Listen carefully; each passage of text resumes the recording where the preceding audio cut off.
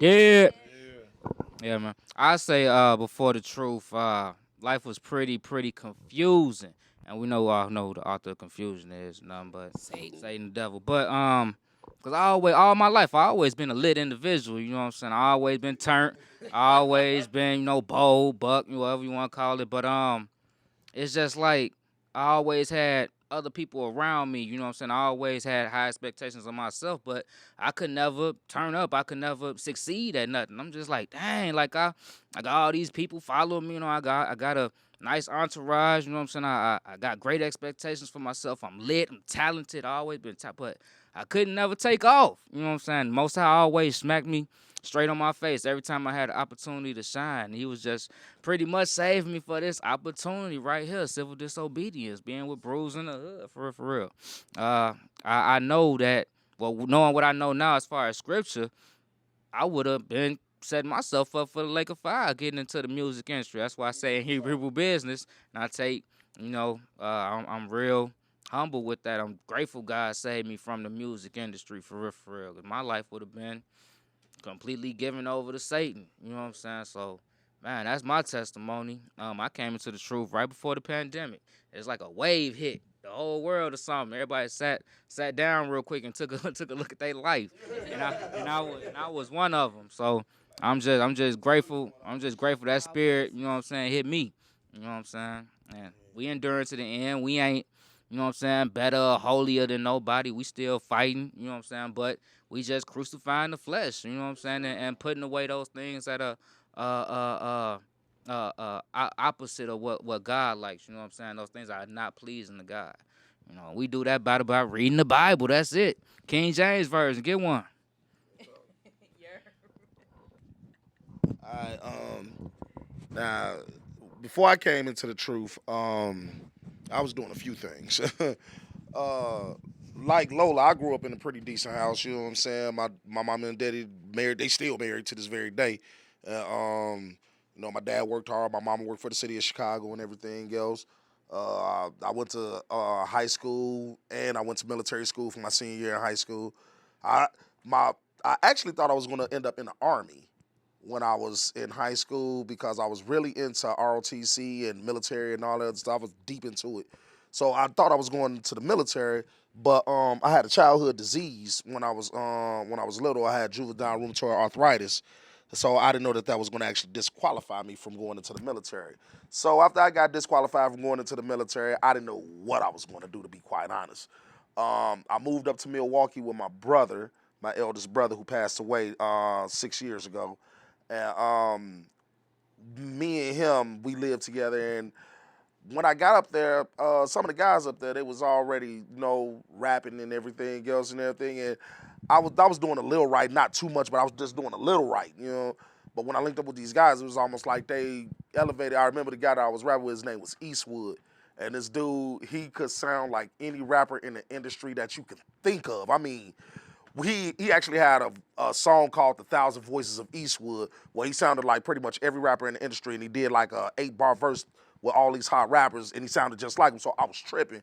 So he kind of like elevated me rapping. So I'm doing all this hood rapping, but at the same time, I don't know what I'm doing in my life. I'm doing security at the time. I'm doing security. Doing heat and air conditioning with my dad. I come to Chicago and install a furnace or two. When things go down with both of those, I ain't gonna lie, I used to sell a little dope, a little weed. I did a lot of things that I wasn't too proud of, just put it like that. But I always stuck with the music. And I had linked up with another clique in Milwaukee. It was one of my good friends. We're still good friends to this day. Matter of fact, he just called me. That's why I had to just leave out a second ago. My good friend Mikhail, we called him Big Fifth. His name was Big Fifth, and I was Bugsy G, aka 12 Deuce, and we was called Magma. You know what I'm saying? And we was actually doing pretty good things with the music. We was making music, doing shows and everything else. And I had linked up with a guy in Chicago that my dad had installed the furnace for. This cat name was John Bellamy. This cat actually, he was one of the producers on a record by Janet Jackson. All y'all know it's called Rhythm Nation. He was one of the producers on on Rhythm Nation. I know it's to be fact because I seen the platinum plaque on his wall and everything. So me and my group at the time, We had made all these songs. We getting a lot of traction in Milwaukee and everything else. Everybody knowing who he is. And we go to him and he said he can get us a plug. So we go and do one of our songs for him and everything else just as a little audition. And he said, okay, I'm about to send this to Russell Simmons. So we was all thrown now. We knew he had the plugs. So I was actually ready to take off and go into the industry. And right at that time, when I got the plug to Russell Simmons and we were getting ready to work on the demo and getting ready, I went on the internet and saw all these videos about all these artists being exposed. So I was like, wow, this is crazy. You got to do this to get in the industry?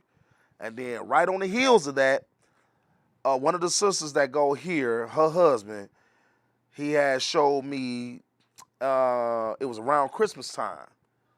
And I had this diamond necklace, you know what I'm saying? Had the little diamond stones and the Cupid's zirconia, whatever. It was real nice. And but it had this real big cross on it. And I tried to put it on my man's neck to see if he was going to wear it. I wanted to see what it looked like on somebody else. And he told me, no, don't do that. And I was like, why not? And he was like, then he took out this little Palm Pilot Bible. He said, here, read this. And he took me to the book of Jeremiah, chapter 10, and said, go ahead and read this. Now, mind you, this is around Christmas time. So I read it. I'm like, oh, man, this sounds like Christmas. And he was like, yeah. I was like, but it ain't talking good about it. He was like, hey. I was like, so a light bulb went off my head. I was like, well, what else is they lying to us about? He told me to come back that next Monday. I went to his house because that's where the studio was. I left that big part out. That's why I was recording all my music. He was also my producer at the time. So I was recording my music at his house. And that's when he showed me that because I was at the studio session. Fast forward to that Monday, goes over his house. He wasn't there, but his wife was. His wife was actually somebody that I grew up with. And I said, Sister Robin, Bobby said, you want to show me something about the Bible? Her eyes lit up. He said, he not here, but come on in, I want to show you something. And the sister sat me down.